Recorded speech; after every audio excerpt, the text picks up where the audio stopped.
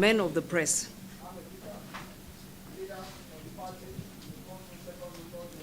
And of course, the esteemed global members of the obedient family and the Labour Party Nigeria will bring you special greetings from Labour Party, the beacon and face of the new Nigeria we want.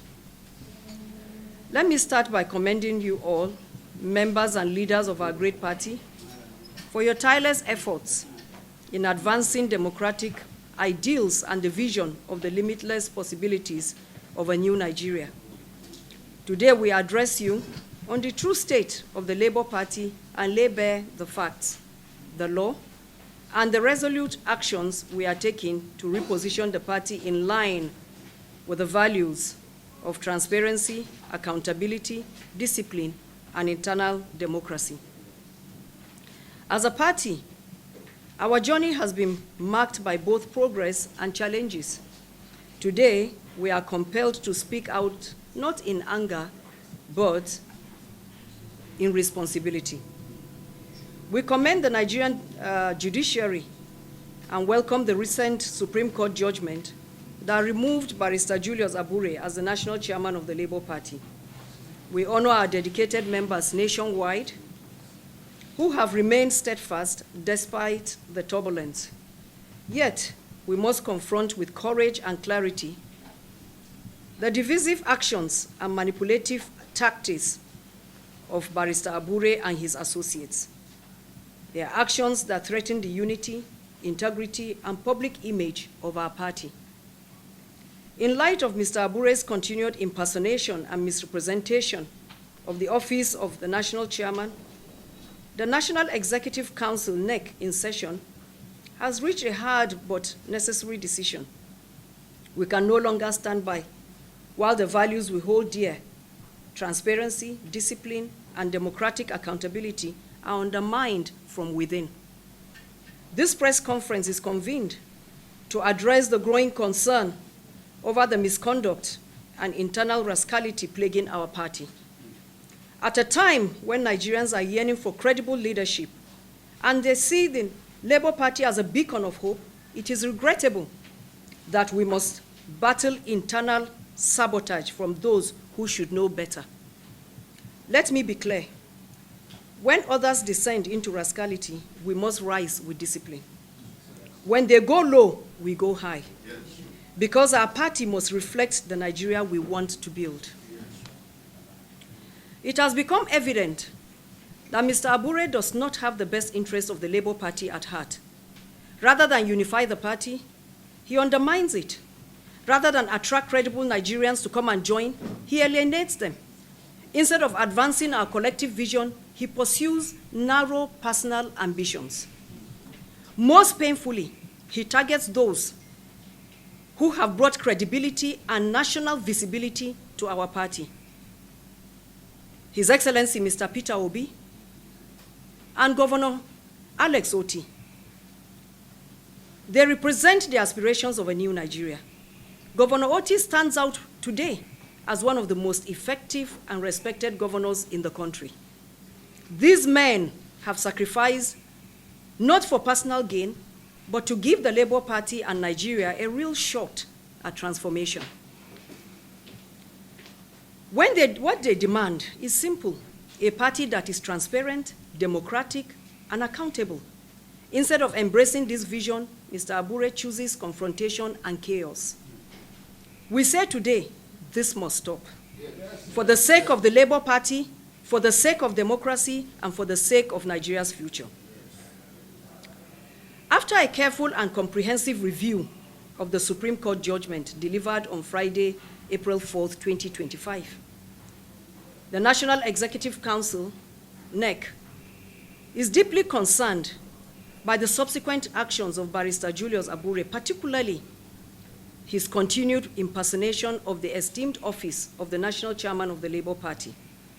These actions have not only violated the spirit and letter of the law, but have also brought the image and integrity of our great party into disrepute. In the exercise of its constitutional mandate and in strict accordance with the disciplinary provisions of the Labour Party Constitution 2019 as amended, the NEC in session hereby announces the commencement of disciplinary actions against Mr. Abure. These actions have started with the constitution of a special investigative committee to review the actions of Mr. Abure as it affects the image and integrity of the party. In line with due process and the party constitution, NEC gives Mr. Abure 48 hours notice to show why disciplinary actions should not be taken against him for his numerous acts of gross misconduct against the party. The formal notice of disciplinary action will be sent to the last known address of Mr. Julius Abure. Mr. Abure is hereby warned to desist from parading himself as the national chairman of the Labour Party or impersonating the office in any form. The apex court of the land has clearly and finally nullified his claim to leadership, and his tenure has long expired by the passage of time. His continuing acts of reckless denigration of party leadership and open war against the party is unwarranted. Rather than drag the image of the party further into disrepute, Mr. Abure is advised to deploy his time and attention to addressing the numerous allegations of corruption, forgery, perjury, and criminal conspiracies pending against him. The NEC of the Labour Party has passed a resounding vote of confidence on His Excellency Mr. Peter Gregory Obi, national leader of the Labour Party and the 2023 presidential candidate. The leadership of the Nigerian Labour Congress under the President, Mr. Joe Ajero, and the Trade Union Congress, and all the members of the Labour Party caucus in the National Assembly, and various states houses of assembly. You continue to stand for truth, integrity, and the values that define the Labour Party. We appreciate your commitment to the mission of saving Nigeria through a Labour Party government come 2027 by the grace of God. Similarly, we extend a resounding vote of confidence on His Excellency Dr. Alex Otti for his exemplary leadership and unwavering loyalty to the vision of the Labour Party. It is important to make clear that Mr. Abure and his expired National Working Committee lack the legal or moral authority to even speak of taking any disciplinary action against Dr. Alex Otti, the governor of Abia State, or any member of the Labour Party for that matter. We therefore urge Dr. Alex Otti, and indeed all members of the Labour Party, to kindly disregard Mr. Abure's ignorance and orchestrated disillusionment. Accordingly, on behalf of the leadership of the members of the Labour Party globally, we tender an unreserved apology to both His Excellency Mr. Peter Obi and His Excellency Governor Otti for the uncouth and irresponsible remarks previously made by the suspended or removed by the former chairman, Barrister Abure. Ladies and gentlemen, there is no doubt that the recent Supreme Court decision has answered all questions and cleared all doubts about the leadership of the Labour Party. But for the avoidance of doubt and benefit of some well-meaning Nigerians who may still be deceived by Mr. Abure's endless media theatricals, may I chronicle the facts on the Labour Party leadership tussle that has now been laid to rest by the Supreme Court judgment of April 4th, 2025. On June 9th, 2023, Barrister Julius Abure was allowed to lead the Labour Party NWC for a transitional one-year period post-2023 elections based on mediation and reconciliation with a clear mandate to conduct congresses from ward to national level. March 2024, instead of following due process, Abure convened a national convention without the ward, local government, or state congresses, without INEC supervision, contrary to the provisions of Section 223 of the 1999 Constitution of the Federal Republic of Nigeria as amended, the Labour Party Constitution, and INEC regulations and guidelines for political parties. June 8, 2024, INEC formally communicated to Mr. Abure that his tenure had expired. You may even have remembered that INEC excluded Mr. Abure from National Party chairman meetings on 2 occasions, recognizing and emphasizing that his tenure had elapsed or had lapsed. During the 2024 Ondo governorship election, INEC rejected Labour Party agent list submitted under Abure. Abure then sued INEC to compel recognition, a legal battle he lost. The Federal High Court erroneously ruled in Abure's favor, prompting a misleading INEC portal entry, which you can check, or for those who had checked before would see. When the name Barrister Julius Abure is stated on the portal of the INEC portal, you will notice that in brackets, by court order is written there, while for other parties, for all other political parties, election by election is written there. On September 4th, 2025, Labour Party stakeholders, including elected officials and statutory NEC members, met in Omoyele, Abia State, and constituted a 29-member National Caretaker Committee led by my humble self, Senator Nenadi Usman, as chairman, and Senator Darlington Wokocha as the secretary. The committee was mandated to manage the affairs of the party and conduct full congresses from ward to the National Convention. The Labour Party National Caretaker Committee, led by myself, applied then to join the suit. And after appealing the erroneous Federal High Court decision, the Court of Appeal upheld Abure's claim in November 2024. The Labour Party Caretaker Committee then appealed the judgment of the Court of Appeal to the Supreme Court. The Supreme Court on the 4th of April 2025 delivered a final and a binding judgment. It upheld the appeal by Senator Nenadi's caretaker committee, Senator Nenadi's led caretaker committee, beg your pardon, and it dismissed Abure's cross appeal. It set aside the decisions of the lower courts recognizing Abure.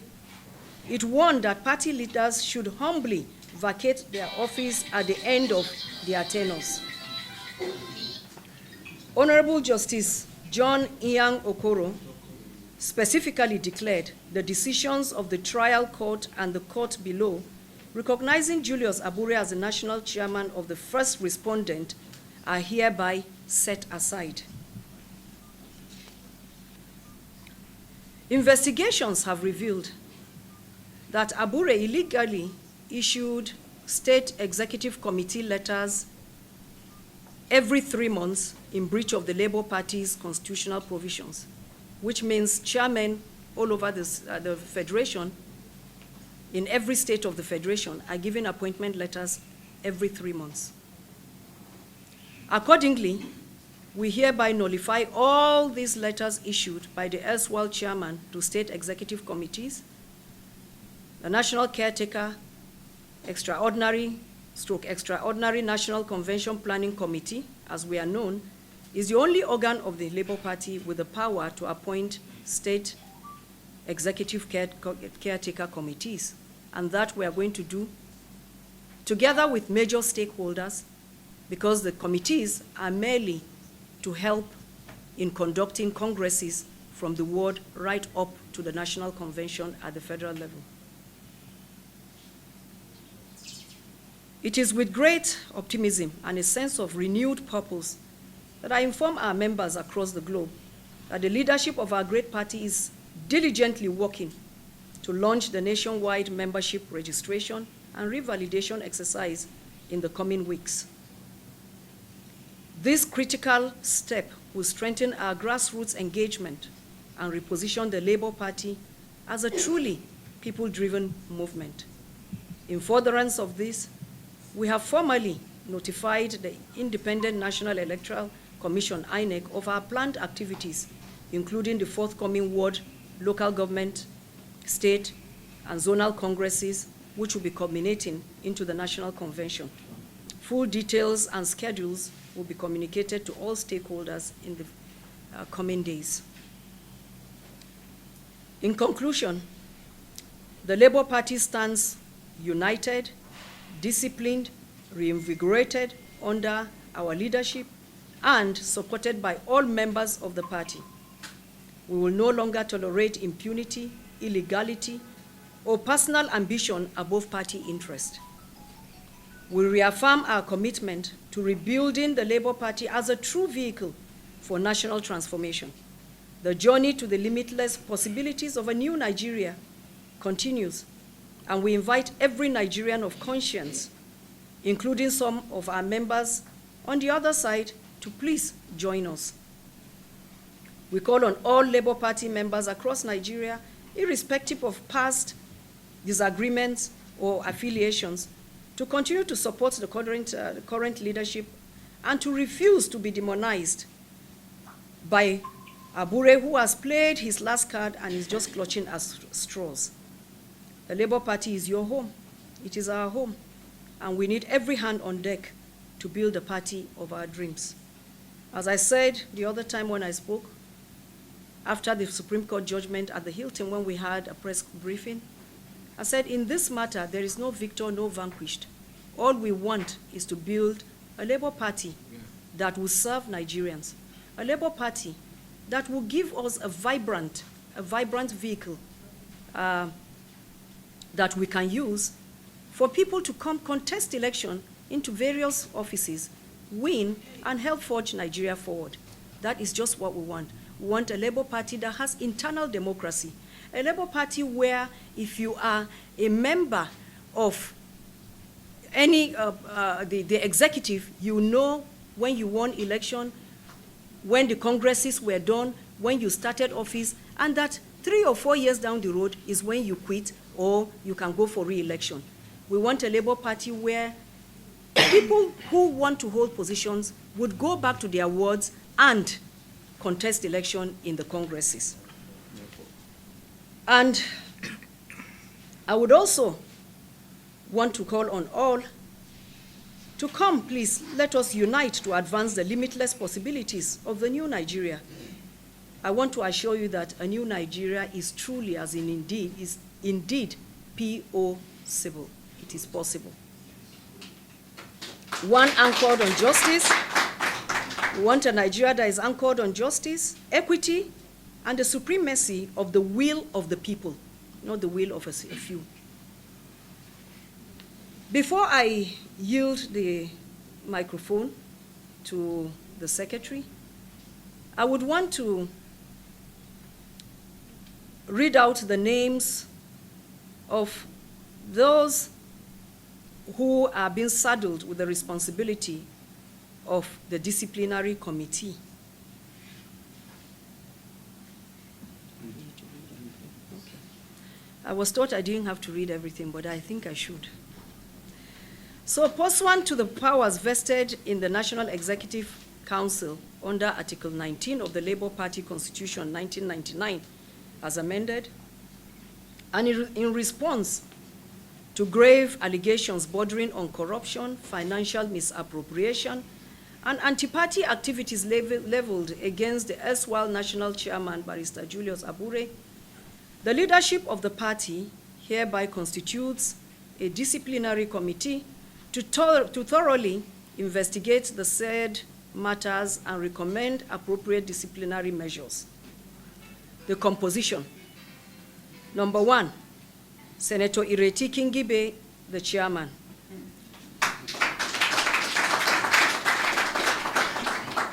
Two, High Chief Peter Ame, secretary, cum member. Honorable Okejo Onuaka Lucy, member. Ibrahim Abdul Karim, member. Mrs. Maria Lebeke, who was a one-time acting chairman, national chairman of the Labour Party, is also a member. Terms of reference. The committee is hereby mandated to, 1, investigate all allegations of corruption, financial misappropriation, abuse of office, and anti-party activities leveled against Barrister Julius Abure during his tenure as national chairman. 2, examine all available evidence and summon any individual or individuals deemed relevant to the investigation. Ensure compliance with due process and fair hearing as provided under the Labour Party Constitution. Recommend appropriate disciplinary actions in accordance with Article 19 of the Labour Party Constitution and any other relevant extant laws. Lastly, submit a comprehensive report of findings and recommendations to the National Executive Council within 21 days of this memo. The committee is enjoined to carry out its assignment with utmost diligence, impartiality, and fidelity to the party's core values of transparency, accountability, and internal democracy. A new Nigeria is possible. Long live Labour Party. Long live the Federal Republic of Nigeria.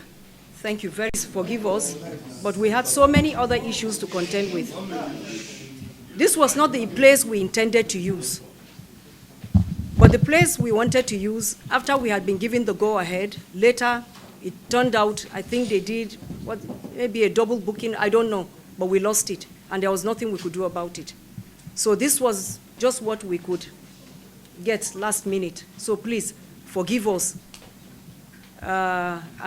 Just like our brother said, we came late, we should have apologized. We are indeed very sorry. Thank you. So please, continue, answer whichever one. Question? Yes, sir.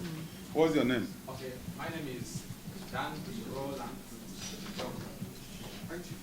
Newspaper or what? Okay. To our environment and space. We never bothered, we relied on the judicial process as well. Since the lower court had already initiated him into becoming the chairman of the party. Now, INEC clearly stated there that he came through the court, which means for any reason that he's been removed through the court, he should still be a gentleman and still display that discipline. Thank God that he said that he's a lawyer, and I wonder why a lawyer that understands the strength of judiciary, that is his stuff, that is the field where he should play. He should understand the interpretation of every bit of what the judiciary has said. And his name, he should take it that yes, since they said that, no, I'm no more qualified to be there because the two lower courts had been quashed. Therefore, the thing that should be there, because the environment cannot be left in the vacuum. So, the names that should feature in the right senses should be the NCC, which came up through the effort and strength and consultation of the entire NEC. Because in simple mathematics, if you check the NEC today, what constitutes the NEC? This particular answer I'm giving will address some of the issues that some other people raised. In the NEC, you have the NCC, you have the TUC, you have the governor and the deputy. Then eventually the National Working Committee, the chairman, can feature so that he'll be feeding back their National Working Committee with the necessary information at the end of the, because the NEC is one of the organs that is very strong after the National Convention. Now, looking at it, if at all the National Working Committee is being disqualified, you now rely on the strength of the NEC. So who and who now remains in that NEC that is still in this other side of the argument? The TUC, the NLC, the executive governor, the deputy. If at all at the end of the day they are 9 in number, and at the end of the day the National Working Committee, the chairman, and maybe the secretary is being removed. And these other 9 is remaining 7, which were in the simple arithmetic of osmosis, where the stronger concentration now withdraws the weaker concentration. It's a simple analysis that you will understand this is where the strength of the party and this is where the strength of the operation should rely. And that's exactly what has answered. He said, Jude asks, can the NEC now constitute, NCC now constitute NEC? It cannot constitute that. Rather, the NEC, being the part of the organ that strengthens the party, can now say, these people, because you can't operate in a vacuum, these people now are the people that should run the party because you cannot leave the environment in a vacuum. And I think they reserve that right. Where you have the governor, because that is what our constitution says. If at the end of the day we never had any governor or any deputy governor, that's a different thing. We have a governor, we have the deputy, that is 2. We have the NLC, statutorily. We have the TUC, statutorily. And all of them are here. And apart from that, what makes every party strong are the elected members in our own political structure. When you look at, you can see the senators here, you can see the members of House of Rep here, and these are people, the decision makers in every party, whether you call it APC and PDP, they are NEC and the other organs of the government, has these people in that fold. Will that of the Labour Party be a different thing? No, it cannot. So since the strength of the elected people are here, the governor and the deputy is here, that forms a larger stakeholder with the TUC and NLC. So somebody saying, oh, Abure this and Abure that, what makes him strong and formidable? All those ingredients are not there. Let's not start playing politics. Politics is not rascality. These are 2 different things. And there should be a reducible minimum in every setting we find ourselves in the society. And one of it is that we must have a standard we have set across board, whether it's APC, PDP, Labour Party, or whatever, there should be an irreducible minimum. And the irreducible minimum which we want to entrench is that there must be party discipline. He keeps saying, oh, you should not rely on, that the court said that you should not fall back on the party to decide. Even at that, when he has been disqualified, he has no grip on the NEC again, which is the next stronger organ apart from the National Convention. And the larger number of people in that NEC are saying, don't rule us, don't be our chairman. We want this particular group of people to now function in this capacity. And you cannot in any way, I have to say this, the press, because I want you people to still be making this argument constructively. There is no way he can evolve himself, because telling him as the chairman, God forbid, to remain there and still organize the congresses and convention, then when he gets to his level, the other point, he will now produce himself as a chairman. Where can that happen? NCC will organize congresses from the ward to the local government, to the state, and national convention. Myself, Senator Nenadi, cannot in any way feature and function as chairman and secretary at the end of the day. That is the way it ought to be. You have to remove yourself completely and now organize a transparent election for your people. And that is the way it ought to be. So I think that has really answered most of the questions. Sorry you mentioned, Chooks, about punctuality. It's not our fault. We were still waiting and gauging. Most of the press people have they arrived, and because this is a press conference, everything relies on the press. As far as this meeting is concerned, it's more or less interaction with the press and the Labour Party. So we were waiting for almost all of you, and when we got the information that almost all the press people are here, we dashed down because we have a lot of respect for the men of 4th extent of the realm. Now, he said, what is INEC doing about uploading? What we have here in this hall today is Labour Party, and we have the press. INEC is a different institution. Bureaucracy is there. There must be a process they have to pass. We have done our own bit by going to them to tell them there is a court order, there is a judgment. We have presented it to them. And we know that it's not something that you just boil, just cook it and eat it immediately. they have different departments that will look into those things. The legal department will look into it, other departments will look. That's why they have all these departments. And at the end of the day, we're very patient. We're very patient, and we know that they're going to do the right thing. They've done right things before now in several fora. And we think they will still do the right thing right now. But we have to give them time, and they will come up with what Nigerians expect. You say, why are you not in the national office? Anywhere you see the Pope or the bishop, anywhere the bishop is, that is the cathedral. That is the cathedral. So you don't need to start asking, oh, why is the Pope, or why is this thing, why is it? No. Anywhere you find the bishop, that is the cathedral at that point in time. So when we talk about coalition, you see, there are certain formations, like this kind of thing you are saying now, coalition. In the last 1 or 2 years, it never came up. That means certain processes are unfolding.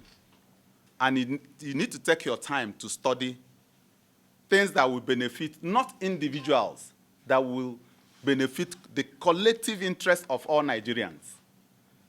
If the Labour Party at the end of the day weighs it and see that, yes, what will benefit in dying Nigeria is coalition, why wouldn't Labour Party join? But if they weigh it and say, no, this will not benefit the entire interest of Nigerians, we remain because we are big enough to drive any process. So I think that is what we have to say for that. Good. From Kagarko, local government area of Kaduna State. My ward is Jere South Ward. The name of my chairman is Shehu. And out of respect, normally, whenever cards are being distributed, incidentally, most of the cards that we use for registering people there, I paid for them to be printed. I paid Bazuagu, Clement Ojukwu, to print them for me. He handed them I took them home. And at that time, nobody told me that we don't want you, don't get card, don't bring people to come and join Labour Party. Nobody told me that. I went and joined Labour Party, called other people to come and join, and I have a card. I've been checking my phone to see if I have a picture. You must have noticed me checking my phone. I was checking to see if I have a picture of my card, but I've not been able to find it. I have too many pictures. But certainly I can make that available. And even the page where the registration, the book in my ward where I was registered, where my name is, I will screenshot it and I can share with you. If people from my ward don't disown me, I don't think anybody here in Abuja can disown me. Thank you. Thank God that the chairman is here. We've not gotten any report that she's being disowned by the ward. And then I'm going to say this. What we are doing here today is part of one house. It's part of what Roland is asking about. We've set up a disciplinary committee that will dig deeper into that issue. And so that's what we are part of what we are doing. But then I also need to talk to the press. We are all here, and we know how vibrant Nigerian press is. And I don't know whether the press also realize that one of their duties is to expose corruption.